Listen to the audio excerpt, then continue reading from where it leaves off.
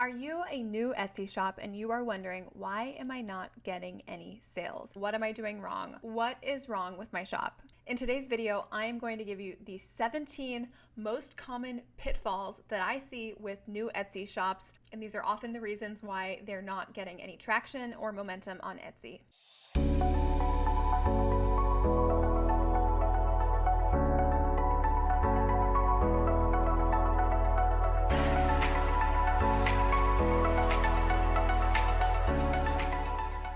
Welcome back to my channel. My name is Dylan Jaris. I'm a wife, a mom of 2 boys, and I live in Southern California. I've been on Etsy for 6.5 years. I've done over $1.3 million in revenue. I'm also on Amazon and Shopify. My whole background is in e-commerce. I've worked for Zappos and Zulily. From me, you are getting the business perspective. I'm no nonsense, no fluff, so we're gonna jump right into it. The 17 pitfalls of new Etsy shops. Number 1, this is the biggest pitfall I see with digital and print-on-demand shops. You're using the same mock-ups as the competition, or worse, you're using worse mock-ups than the competition. When you do this and you are a new shop, you are making a decision to give up opportunity to differentiate your listings. You are almost choosing to go head-to-head with more successful shops when that should not be your first step forward. So do not copy the same mock-ups and use the same mock-ups that everyone else is using, but please also don't use worse mock-ups, right? There's a range of quality of mock-ups, and we definitely want to be elevating. My recommendation is to find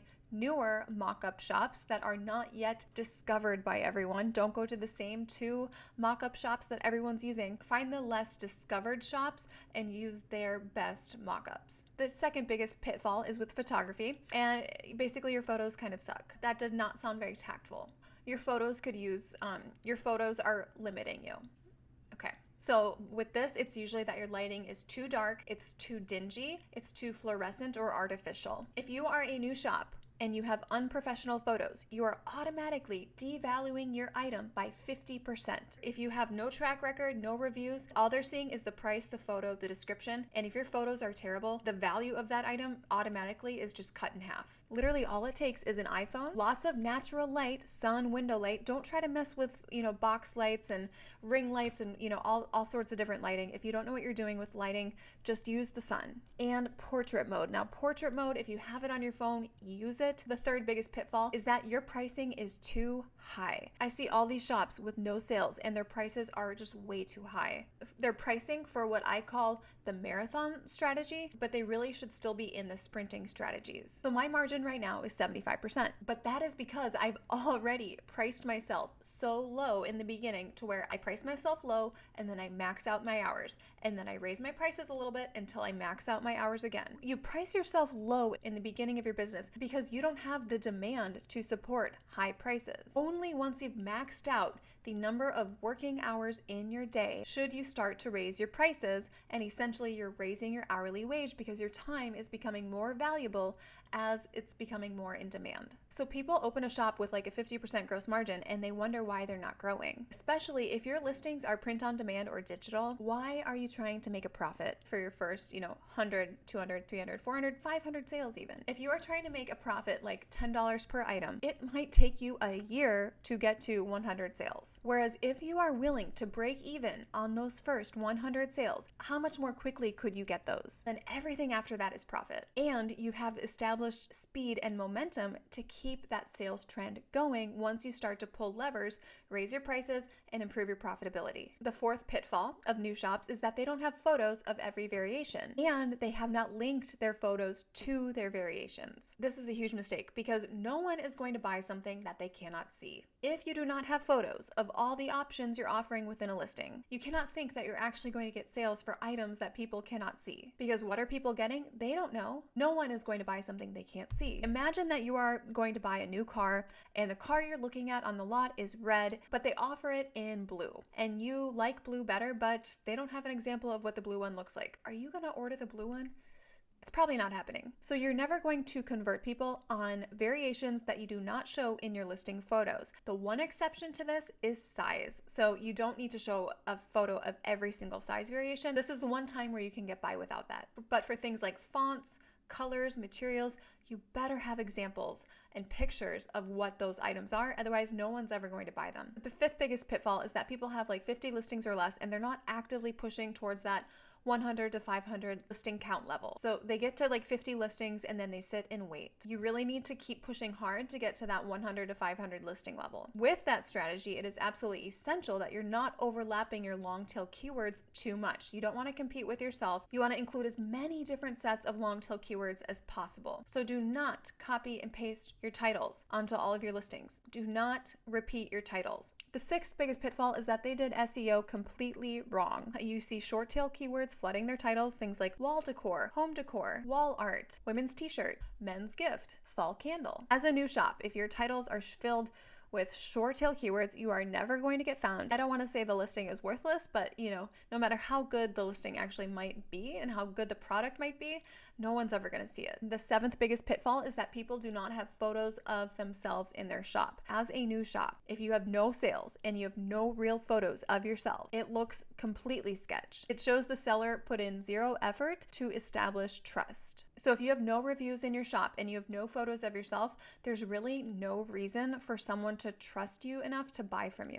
The eighth biggest pitfall of a new shop is that the banner is simply the name of the shop with no indication of what products the shop sells or who the shop is selling to. As much as we like to think the shop name matters, it doesn't. The shop name really has no value to the customer. The banner of your shop is prime real estate. You need to use that real estate to communicate what you sell and identify who you sell to. You want your ideal profitable customer to see the banner and think, okay, yes, I'm in the right place. The ninth mistake I see is that they have zero profitable customers targeted, where it feels like a flea market, not an Anthropologie. Or maybe it's a super niche shop, but just because there's a niche, it doesn't mean that there's a profitable customer pounding at the door of that niche ready to buy. And not all niches withstand economic downturns in the same way. A niche is not enough. You have to have a profitable target customer. The 10th mistake I see is that there are no sections, or that their sections are all short tail keywords and not helping their SEO. Section titles like mugs, t-shirts, totes, not helpful. The 11th pitfall that I see with new shops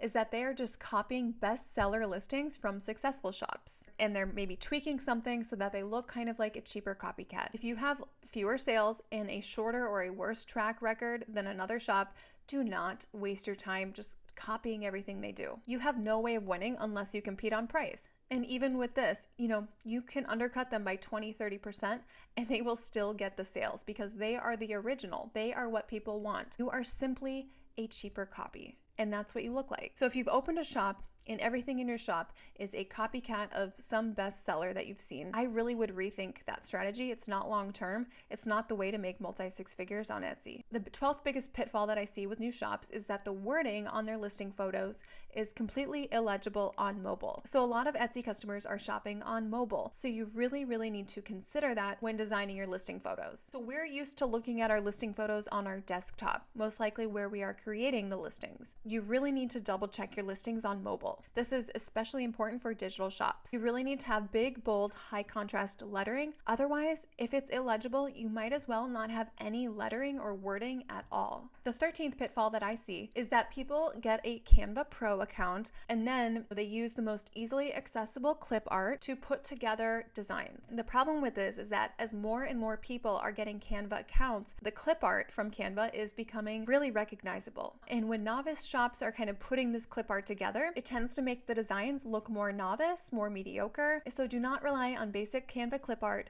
for all of your designing. The 14th biggest pitfall that I see is that sellers are not zooming in enough on their listing photo. When you're in the listing creation tool, you can zoom in on the listing photo to make the thumbnail of that photo that shows up in search results more zoomed in. By doing this, you can honestly take a photo that is like a 3 out of 10, and by zooming in, you can make it like an 8 out of 10. I've seen so many listings on Etsy from new shops where I know customers would click on that listing way more if that thumbnail photo was just a little bit more zoomed in on the product. And because the thumbnail is not zoomed in enough, it is just getting lost on the search results page. So if you are not getting traction, take a look at how focused your thumbnails are on the product you're selling. If you're unsure, try zooming in. The 15th pitfall that I see is not offering size options, color options, any variations within your listing. I see a lot of new shops offering one item without variations. You better hope that that one thing is the exact one thing that someone wants or needs. So imagine if a shoe company sold, each style of a shoe in only one color and one size. That would never work. You've got to have some level of choice in your listings. And I truly believe that every single listing can have some sort of variation within it, even digital product listings. And there are ways to work around for Etsy's limitations on digital product listings. Now, with variations, you got to be careful not to have too many, because it's really important to make that purchasing decision super easy. If there's too many choices, it's too overwhelming. We want just enough options to increase our conversion rate, not to hurt our conversion rate. The 16th pitfall that I see new shops making is that they are not executing a Pinterest, Facebook, or Instagram strategy on a daily basis. Shops open and they think, oh, I'll just rely on Etsy for my traffic. I don't need to get outside traffic. That could take you years. You really need to manually, get the wheels turning in your shop by driving your own traffic. Without this, you are going to severely limit the speed of your success. And finally, number 17, this is one of the biggest mistakes I see, is that new shops wait until they feel that they've perfected a listing before publishing the listing. And if this is you, I want to tell you, your first rendition of a listing is not going to be what that listing looks like 12 months from now. The sooner you get something listed, the sooner you can start to improve that listing and get data from customer behavior to improve it. So do not wait until you deem something good enough for Etsy. You are severely limiting your success when you do that. I hope these tips were helpful for you. If you are interested in more help,